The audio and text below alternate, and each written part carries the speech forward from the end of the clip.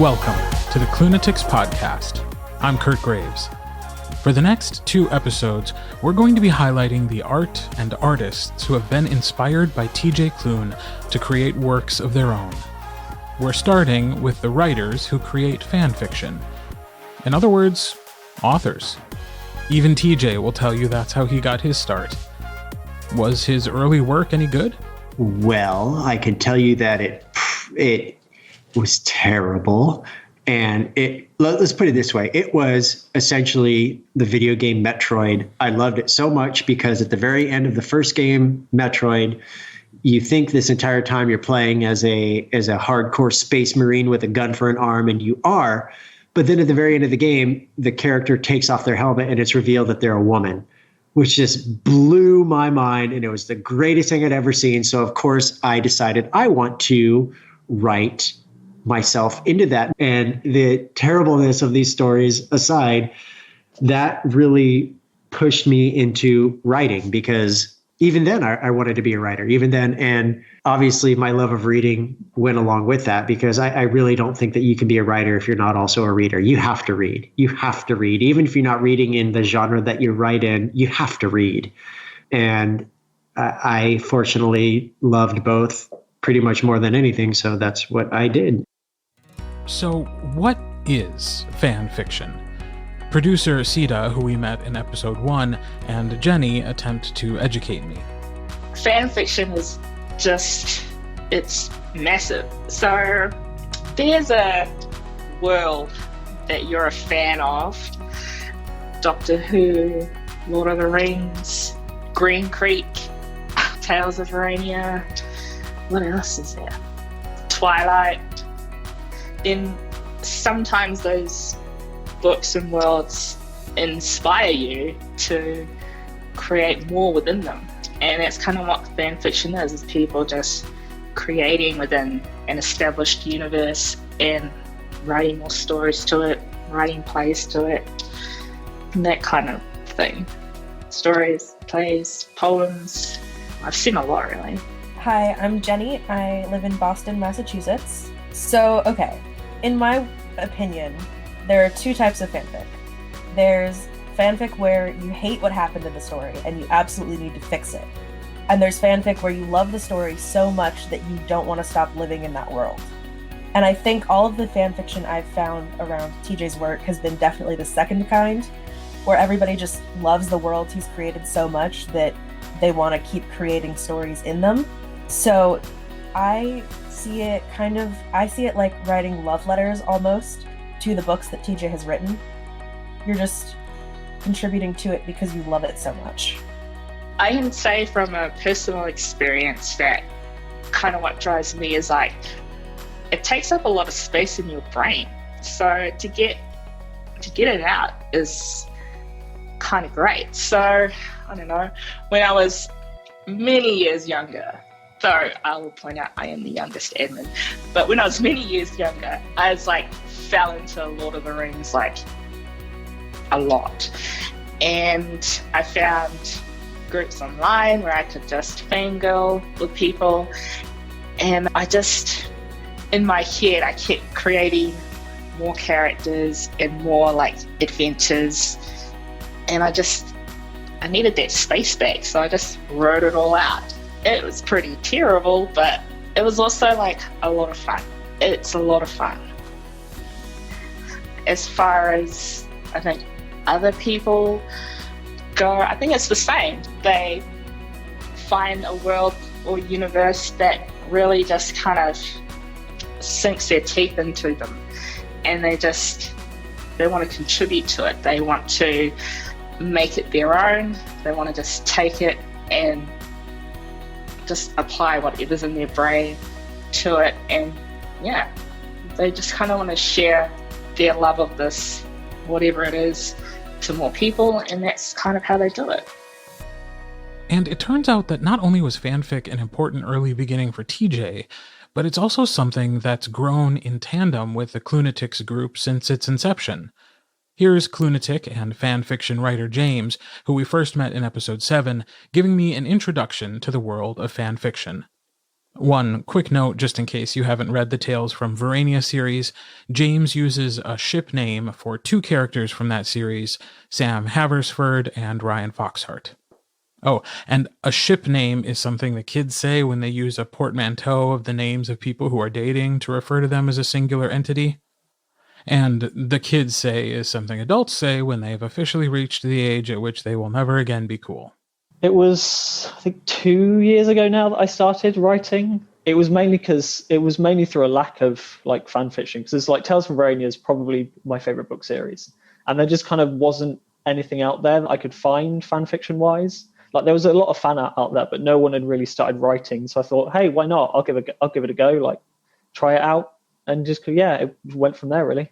I think everything I've written is for Have Heart. Actually, I don't think I've written for anything else, but it's the same with the book series. It's a relationship that's always kind of stuck with me. Like obviously it's the main one within the Tales from Verania series. You've got Gary and Kevin as well, but that's kind of on the side. It's always just kind of stuck with me. Like it means a lot to me, and I thought there's not really much out there for them, so I thought why not give it a go, try writing for them. James was kind enough to read some of his work for us. 2 years, 7 months, 3 weeks, 6 days, 4 hours, and 38 minutes ago, just outside Tarka Mills. You want to what? Gary screeched. Ride on your back so I can charge in and look dashing and immaculate as I defeat the dragon, Ryan said quietly.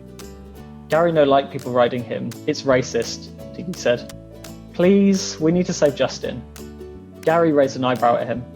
Tiggy attempted to raise an eyebrow at Ryan, but couldn't figure it out, so settled on raising both instead. You're going to make me say it, aren't you? Yep, they both said. Now really isn't the time for this. We have people to save. Ryan, Magic, King, Foxheart, now is most definitely the time, Gary said. You capitalised that, didn't you? Ryan sighed. Now it must be true, Tiggy replied. A tense silence passed over the trio for a few moments before Ryan started talking. Fine, you win. I want to save Sam, Justin too, but mostly Sam. Okay? Gary and Tiggy waited. More? Seriously? Fine. It gives me a massive fudging... What's that thing you guys say? Tiggy leant over and whispered, heart boner. That's it. He gives me a massive fudging heart boner and I want to save him from being eaten by a mother-cracking dragon. That better? Gary smiled at him. Much. Now hop on, we have an apprentice to save. And a prince, Ryan said as he rolled his eyes. Oh yes, maybe him too, if he hasn't been eaten already. That would be such a shame. James played a role in 2 of the earliest Klunatic fanfic adventures. What is the Tales from Verania telephone game and how does it work? The telephone game is basically a group of people, everyone signs up to it, and then once everyone's signed up, you'll put in an order. Then the person at the beginning of that order starts by writing or drawing something based on the subject of the telephone game. So in my case, it was Tales from Verania. So the person at the start could draw or write anything on that subject. Then they would pass that on to the next person who would draw or write something based on what they were given. And then it passes kind of down the line until everyone's had a chance to create something, and then just kind of put it all together at the end and see what's happened, really. And what did happen? There were some interesting kind of creations from it.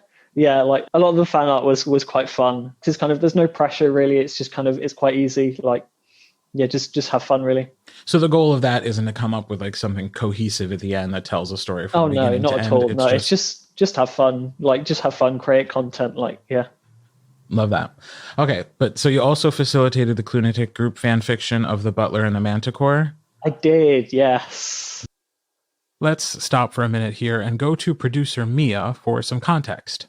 So, The Butler and the Manticore is a story that is referred to numerous times in the Tale of Verania series as a reference point for Sam of a romance book that he's read that is very popular in Verania. And James Hudson, bless him, had the grand idea that maybe we should do a fan fiction based around The Butler and the Manticore, which I admit is a very good idea. Everybody really wanted to know how the story would go, and thought, well, we'll do it as a group. I just wanted to make sure that everyone that maybe hasn't had a chance to read or listen to that saga was on the same page. It is certainly not context that I needed, as I have obviously read every word TJ has ever written and basically committed it to memory. Stop looking at me like that. Narrating takes time, you guys. Just back to James. So how did that come about, and what were the challenges and rewards? I can't actually remember how that started. I think it was Michael Leslie commenting on a post saying something. It was a post about the Butler of the Manticore in the Klunatics Facebook group, and it kind of spitballed, and I ended up volunteering to kind of run it, and it was enjoyable. It was fun from my side of things, because I didn't write for it myself, but watching it evolve as people added to it and kind of had different kind of takes on how things were going was interesting. It was interesting to kind of follow it along and watch it kind of evolve over time. So does that have a finished form yet? We got through everyone. I don't know if we added an ending to it or not. I don't think we added. I should get back. I should do that actually. I should organize an ending, because I don't think we ever kind of rounded it up like completely, like tied everything up. Yeah. I'll look at organizing something, because it's like I want to keep it because it's something that the Klunatics group have created. So I want to keep it that way. I don't want to just like tie it up myself. I want people to actually like volunteer to create an ending, like make it something that everyone's kind of done. We'll come back to the fate of the Butler and the Manticore later. Are they set upon by bandits? Will they ride off into the sunset? Will they touch a horse at a crossroads and find themselves in a hauntingly idyllic town? Will a perfectly normal 10-year-old girl flip a couple of helicopters at their wedding reception? You don't know. See? Fanfiction is exciting. You can do whatever you want. Or can you? Do you have rules for like how closely you'll follow the rules that TJ has established in his books, or doesn't it matter? I'll try to stick to the characters as much as possible, like, because there's a lot of kind of content for them already, but you can't always stick to how they'll react, because chances maybe it hasn't been written yet. Like, there are situations that I'll want to put the characters in that they haven't been in before, because they haven't like experienced those in the books. Yeah, I think there aren't really any rules. A tendency is to try to follow the rules that TJ has established, just because we're sort of playing in that world and it's a lot of fun. But then people sort of will take that and make it their own. So you have to take a little bit of artistic license on that front, with kind of situations that wouldn't have arisen, like changing the time period as well. Like there might be like, how would they react to certain technologies or ideas or that kind of thing. But you can take a little bit of artistic license, but I try to kind of tend to stick to it as much as I can. When it comes time to share, where do you share all that work? Or do you not? I do. It's on a website called Archive of Our Own. It's quite a popular one for fan fiction in general. So like that's where pretty much everyone I know that writes posts. So I thought, let's put it on there. It's quite a popular one. It's quite a big one. So if I went to AO3, do I type in your name to try to find it? Do I type in Tales of Verania? What do I do to find your work if I'm looking for it? Tales from Verania might get you there. Lightning Struck Heart also might. Searching the character names could probably get you there as well. So search Ryan Foxheart, Sam of Wilds. Or just search the book name, search Lightning Struck Heart. I probably tagged it with that. You can put all sorts of tags on the work. So I'll have tagged each of the book names in the work so you can find them just if you go on there and search them. Can you tell me more about the fan fiction community online in general? It's an interesting one. A lot of it that I've experienced anyway takes place on Archive of Our Own, AO3, because it's quite a big website. It's quite like well protected, like legally and stuff, because there's been all sorts of like legal trouble in the past for fan fiction authors. So a lot of people kind of flock there to post and stuff. In the making of this podcast episode, I was introduced to Archive of Our Own, or AO3. And while writing his first YA novel, so was TJ. So you get to revisit the world of fan fiction in The Extraordinaries, where your main character is writing fan fiction. So what was that like? That was an eye opener because I went through the wonderful website called Archive of Our Own, or AO3, which is basically the huge central hub for all things fan fiction. And there are some tremendous people writing fan fiction whose stories are, Jesus fucking Christ, better than anything I could ever write. Like there's some stuff on there that I've read that is just mind-blowing how good it is. And then there's SpongeBob porn, and that there's some things that I've seen that I'll never be able to unsee. Did you know that SpongeBob has all those holes for a reason? And that when he is in an orgy, it's called getting sudsed.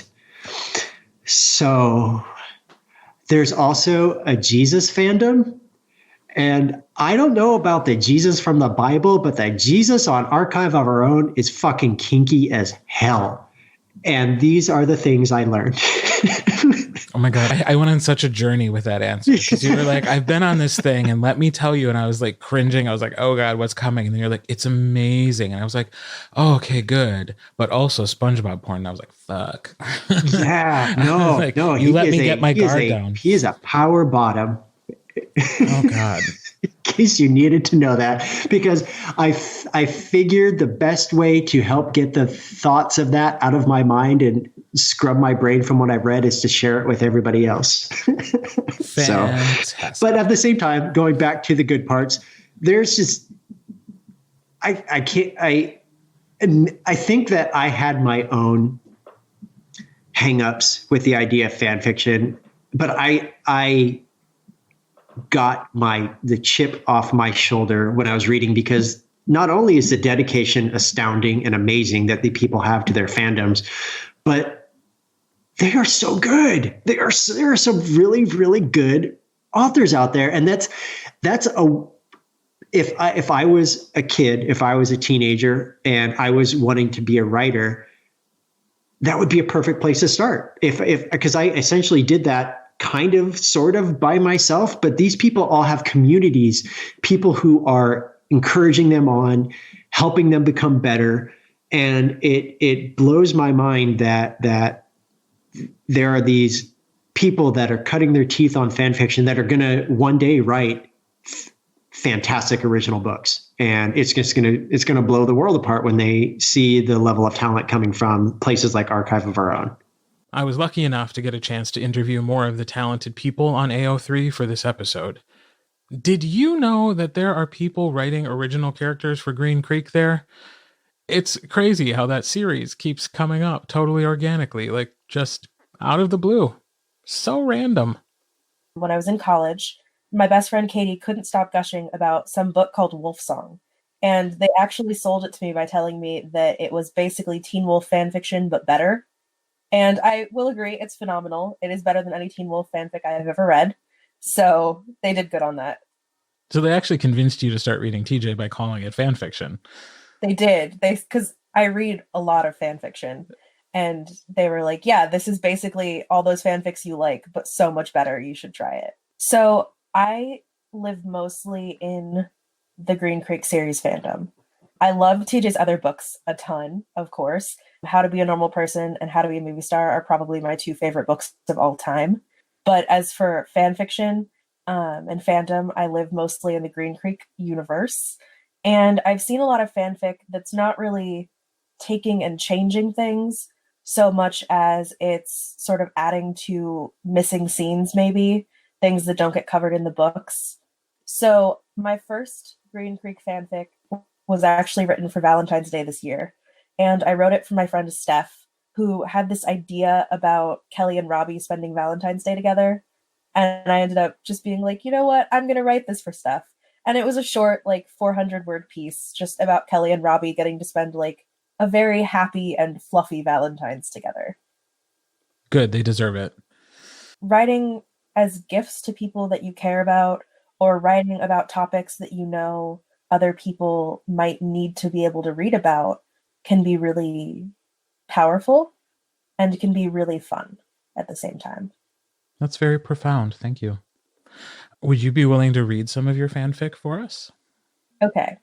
So I wrote this fic for Valentine's Day for my friend Steph, and it's called Love is Pure, the Only Treasure, which is lyrics from a song that I really like. Okay. Valentine's Day was a simple affair for Robbie and Kelly. A compromise, if you will, between Robbie's romantic and over-the-top nature and Kelly's preference for the little things. Robbie had the day off, which was almost worse, because if he could, he would spend it preparing some kind of big romantic gesture. He wanted to cook dinner, but after the breakfast debacle, he knew better than to try that and risk ruining everything. Instead, he brought Kelly lunch at the station, and then for dinner they had pizza at home. The others cleared out of the Blue House for the night to give them some space. Not that Robbie would ever have asked them to, but it was sweet nonetheless. Robbie and Kelly curled up on the couch, Robbie held close in Kelly's arms, and he'd never felt safer, more whole, than in moments like this. They put on a movie, a rom-com, because Kelly knew how much Robbie loved them, one they'd seen so many times that Kelly whispered some of the lines into Robbie's ear, along with the movie, just to make Robbie laugh. It was simple. It was perfect. That's beautiful. I really enjoyed that. Thank you. Thank you for sharing. And I do have a friend, Sam, who's writing a fanfic about an original character they created, and they're just rewriting the series as if this character existed in it.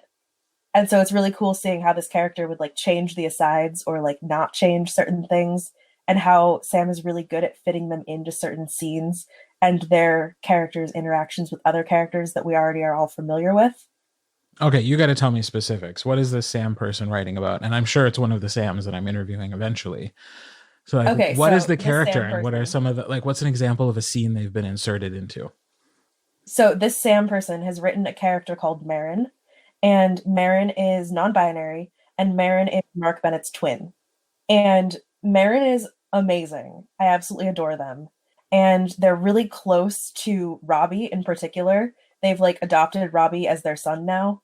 And so there's this scene that Sam wrote that really stuck with me, where Marin has always had their tether be Mark and their relationship with Mark. And it shifts toward the end of Raven Song.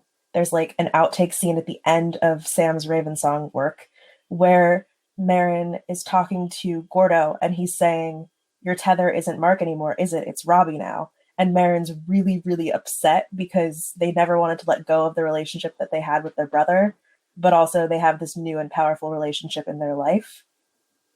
It was really beautiful. I got to talk to Sam about their work and this mysterious Marin.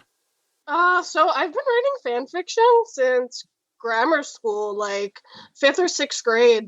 Like, I think I started out writing Kingdom Hearts fan fiction, but for me, when I find something that I love, like I really, really, really love, like The Magicians or Green Creek, so, for me so far with TJ's works, I usually write fan fiction about it. That's usually what I do. Like, it might not be a whole lot of stuff. Like, sometimes for some series, it's just an original character because I really like making original characters. So tell me a little bit more about your Green Creek fan fiction. So I've heard about a character who is Mark's sibling. My friends are really talking. Yeah. Well, this is the one I've heard of. So Mark has a sibling, a non-binary sibling.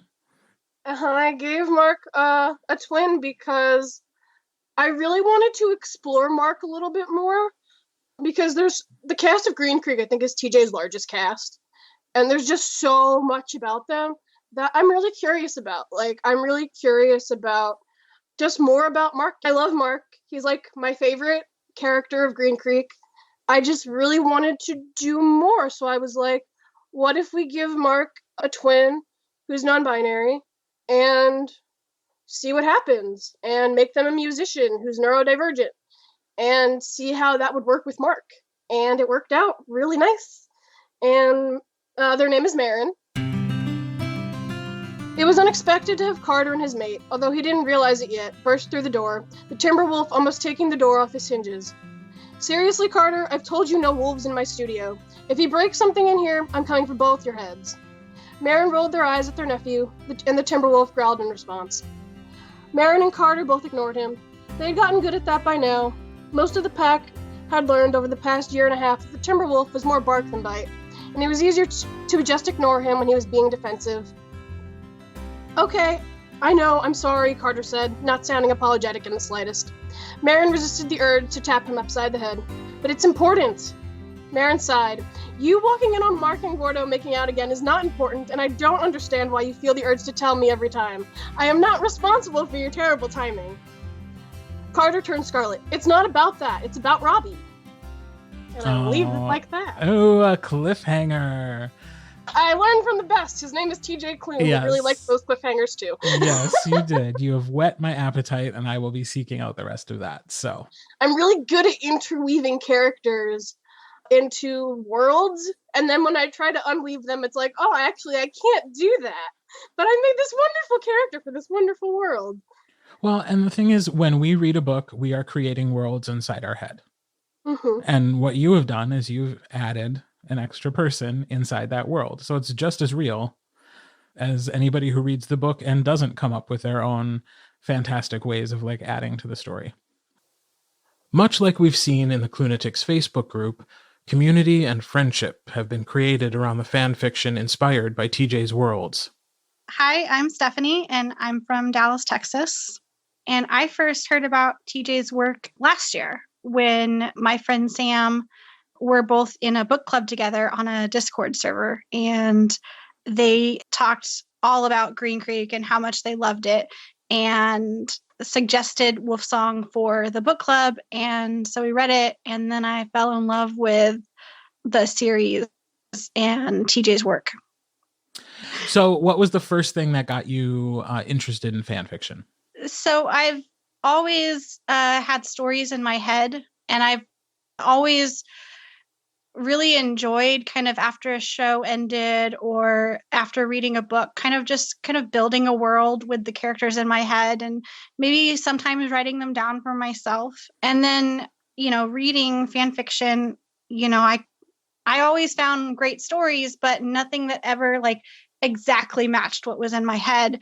And I kind of just decided maybe other people might like to read what's in my head too. So I just started writing. Can you tell me just a little bit more about like what is the fan fiction community like? Like you're talking about being a part of an online book club on Discord. Like, is that commonly how people find each other? Like how are groups formed? How do people share their work in these fan fiction communities? So I think the fan fiction community, a lot of us share work on Twitter and our Tumblrs. And then a lot of, people kind of just all congregate to AO3, Archive of Our Own. That's the only place that I usually read fanfic, and that's really the only place I post fanfic. But I'll tweet out links of stuff that I get really excited about, or I'll post it to my friends in Discord servers. But I think for the most part, there's a lot of us on Twitter and Tumblr, and I've really only ever had good experiences in the fan fiction community. But I think a lot of us that are in fandom just kind of end up writing fanfic, and then wherever we kind of find ourselves together, we just share it with each other. Have you started writing any Green Creek fan fiction yourself? I have written a few fanfics for Green Creek, and then on my docs page, I've got a few outlined for Tales from Verania. And then I kind of wrote one for The House in the Cerulean Sea. Already? Yeah. That book came out like a week ago. Yeah. I haven't even read the whole book yet. That's crazy. Yeah. That's awesome. I finished the book on Wednesday, and then I posted the fanfic on Friday. I would like to talk a little bit more about Green Creek because that's a world I understand. What type of story have you written, or stories have you written for Green Creek? Are you like creating your own characters, or are you writing within the world that TJ's created? So kind of both. I think the fanfic that I really love to write is kidfic. That's something that kind of just I just love characters and like writing kids. And so it's kind of a merge of both, because some of the stories I'm working on are like original characters that are children of the main characters in his Green Creek world. So Okay, spill the beans. Who had babies? No one had babies. One character is the child of some wolves that get killed by hunters in Washington, and Kelly and Robbie go and they adopt him. That's one way to do it, I suppose. Would you be willing to read some of your fan fiction for us? I would be willing. So I'm going to read a little passage from a story I wrote for Green Creek. It's a Gavin POV. Well, that's new. Gavin is, on the road and thinking about a certain boy and that boy's family. Sometimes he dreams of Green Creek. He dreams of the clearing and the sunshine and laying against Carter in his wolf form. Sometimes there's another wolf with him. It's white with black spots on it. He doesn't know this wolf, but it feels like pack. The wolf wants to tell him something. It grabs his shirt and tries to drag him towards something. I can't, he cries out to it. But the wolf doesn't listen. It keeps pushing him somewhere. He knows where their path goes. It goes to the big white house where the pack lives. Elizabeth is in his dreams sometimes. She tells him that it's okay. She sings to him and reminds him of a voice he's never known. She sings a song he knows so well but can't remember hearing. He feels safe and relaxed when she sings to him, and he falls asleep to her voice, content and safe. Carter, Carter, Carter. Always he dreams of Carter, of the stupid boy with the hair like the sun, the boy that smells like mine.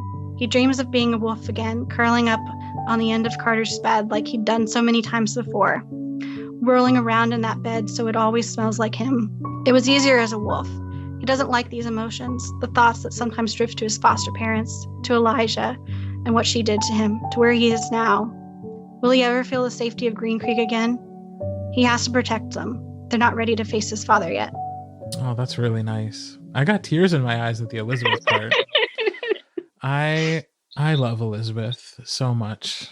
I really do too. Book 3 is my favorite. I think Heart Song is my most favorite. I loved it too. I loved finding out Robbie's story. And then how he also got to weave into the pack again. Like we got to kind of be there with him as he did it for a second time. Yeah, I thought it was really smart.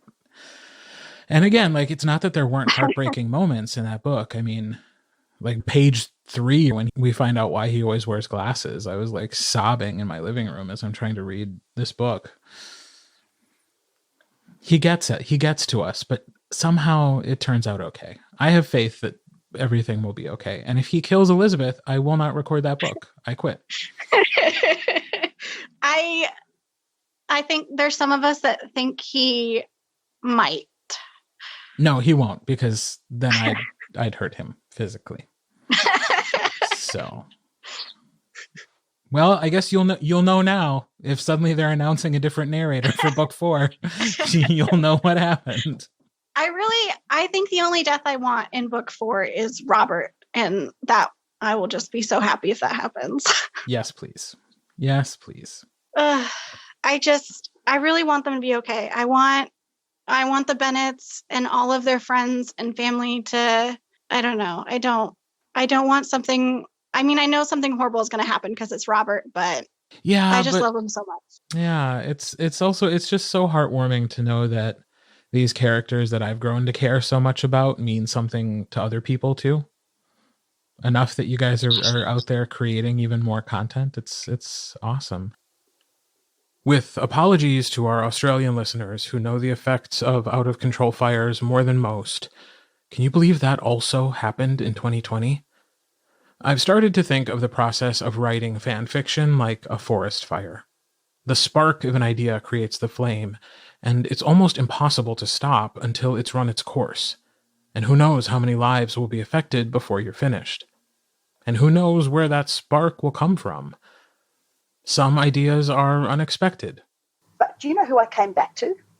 The Archangel Michael, who is a character who is in Burn very briefly, but then he's also a character that is into this river I drown. And it might seem like a very odd thing to choose of all of TJ's characters and all of the possibilities to actually choose him, because he's a weirdo. He's an angel of doom, really. But that's what I liked about him. Others are a little more predictable. But another one I think would be really cool to do would be on the background of the We Three Queens. And because obviously we don't know what their actual relationship is. We all presume we know one way or another. But I think it would be kind of cool to go back and do their life stories and then bring them up to the point where they meet Gus and then leave it at that. So you have this great idea. How do you get started? Just get stuck in. Yeah, that's the only way to start writing, I think. Just decide what you want to write for and just go for it. Like, if you try to dance around it, like plan it out too much, like just start writing and see where it takes you, I would say. I mean, mostly I just wanted to make sure everyone knew that the people who are writing TJ fanfic are really writing it because we love the world he's created so much. And that if anyone wants to write fanfic, they shouldn't be afraid, because maybe a couple people will be mean, but most people will just be so glad that you're out there sharing your work and giving us more to read. And we love engaging with people who are collaborating and writing things. And it's a wonderful community. And I think if someone's wanting to start out, I think they just kind of, I don't know, like I wasn't really sure about starting writing when I did, but I think sometimes you just have to go for it. And sometimes you just have to realize that, you know, someone else is not going to write the story that's in your head for these characters, because it's in your head and it can't get into their head. And I think just knowing that, at least within TJ's work, you know, on AO3 and everything, the community is pretty welcoming and loving, and everyone is always kind of, you know, cheering each other on in a kind of way. And I think it creates a really great atmosphere. And so even if you're like scared and you don't really want to, like, you're not really sure, I think, you know, people will really enjoy just that you're trying it. And maybe it doesn't sound amazing on your first try, but then you kind of like, you know, people will give you great advice and critique, and you just kind of become better, and then it ends up being kind of good. I was going to ask if there's any critical feedback in a way that could be helpful, because I could imagine being that person who writes something and just kind of holds on to it for a long time because you're afraid of letting other people read it. And so I was wondering, is there an advantage to sharing it? And it sounds like, yes, there is. Yeah, I mean, for sure, on some stuff I've written, I've gotten comments that are like, okay, thanks. I didn't really need to hear that, but okay. You know, but for the most part, the vast majority of comments and, you know, feedback I've gotten from friends has just been, you know, this is, you know, great and I love it. And so I think, you know, and even with the feedback where, you know, oh, this is so great stuff, you know, there's always, you know, your friends will, you know, I think especially with like grammar, I'm not always the best with grammar. And so it definitely helps when you've got friends who are great at grammar and they can say, hey, you should place a comma here. And then that's really fun before you post it, so that it doesn't sound awful when people are reading it and they're like, this does not have great grammar. I would just say jump into it. Like, seriously, jump into the deep end, see what fan fiction there is on Archive of Our Own. It's very queer. You'll like it. It's going to take time, but, like, keep going. Like, don't stop doing it because it doesn't feel right. It just means you have to keep trying again. And I think the best thing to do is just explore the characters in whatever world you like, in Green Creek, in Verania, in any other series. And you never know what interesting things you'll find. Speaking of AO3, on February 11th, you tweeted about your brain going off on tangents while writing Justin's Verania book and posed the question, can I write fan fiction to my own books? Mm-hmm. So, I mean, right now is your time to come out. Like, are you writing on AO3? No, I do not. I do not write TJ Klune fan fiction on AO3. But I'll say this and I'll reveal this now. Let me look at this because I have it in my notes right here. I got this randomly after I wrote that tweet. I wrote right here, fanfic idea. Write a Gary Kevin fanfiction where Gary's a princess as Rapunzel and Kevin comes to rescue him and they fall in love. Once upon a time, the most beautiful princess named Gary, and then all of a sudden his first word is going to be, fuck you, you cocksucking bitch whore. Then I also wrote in question marks, Gary wants to get pregnant so he can poop out a baby. There's my fan fiction. Those are the notes I wrote to myself. And that is going to turn into a short story because I wrote The Tragic Life of Lady Tina da Silva, where it kind of got meta, where she was writing her own faction about Justin and Ryan, and Gary and Tiggy were commenting on it as like kind of like a Greek chorus in the background. And that, I love being able to get just weird about stuff like that. Because when I'm writing free fiction like that, when I'm releasing short stories, I might not try to curb myself as much as I do with normal when I'm writing a book or releasing it. And I say this knowing full well I am the author of The Lightning Struck Heart. So, but trust me, I still have to hold back every now and then. But when I write with these free short stories that I release, especially the comedic ones, like I released the short story, what was it? Paul and Sandy's Gay Porno Adventure, where they were 13 years old and looking at porn on dial-up for the first time. And I love being able to do stuff like that because first and foremost, you don't pay for it, so I can write whatever the fuck I want. And second, it just allows me to, as weird as it is to talk about a unicorn wanting to poop out a baby and get pregnant after he gets pregnant, it's a palate cleanser for me. So you heard it here first, Klunatics. Not only do we owe whatever that was to fan fiction, but also you can go on AO3, Discord, Tumblr, and Twitter to read and try your hand at writing fan fiction, and you can do so with the knowledge that Klunatic fanfic is 100% TJ approved. On January 17th, you tweeted about Gavin showing up to Sunday Tradition wearing an I'm with Stupid t-shirt, and a fan immediately picked up at the concept and wrote out imagined reactions from the rest of the pack. How often does this kind of Insta fanfic happen, and what is it like to have someone riff off of something that you just wrote in a fucking tweet? It's hysterical, and I love it. Okay, let's be honest. It's a good, nice little boost to my ego. Let's be frank about that. But at the same time, the fact that I can say something and it inspires somebody else to just create with whatever talent they have, that's just good. I love shared creativity. I love being able to inspire others to help them express themselves. And I just think that's fantastic. And the fact that it can happen so quick now, that was literally within minutes, and then within hours there was fan art of it, and that happens quite a bit. And I just love it. I don't know. These people are fucking ridiculous, and I love them to pieces. And speaking of fan art, that's what we'll be talking about next week. So make sure you're following the Klunatics podcast on social media so you can see what we're talking about when that episode goes live. Before we go, I promised a resolution to the Butler and the Manticore. Members of the Klunatic Facebook group should watch for a post where we've partnered up with James to collectively finish the wild ride that is the Butler and the Manticore. There may even be some podcast swag in it for one lucky participant. The finished version of The Butler and the Manticore will be available at klunaticspodcast.com once completed. Unless it's too stupid to exist, and I'm the webmaster, so I get to be the judge, so keep that in mind.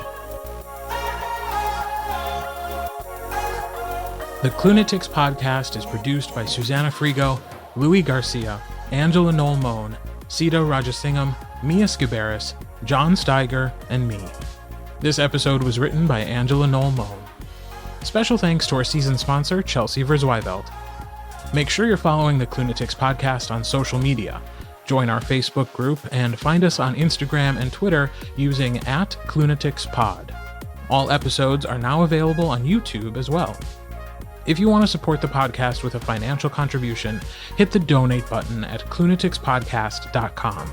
Anything we collect from now until July 1st, 2020 will be donated to the Trevor Project. We were so incredibly lucky to have the costs of this podcast quickly covered by your generous support. But now we're asking for a different kind of support.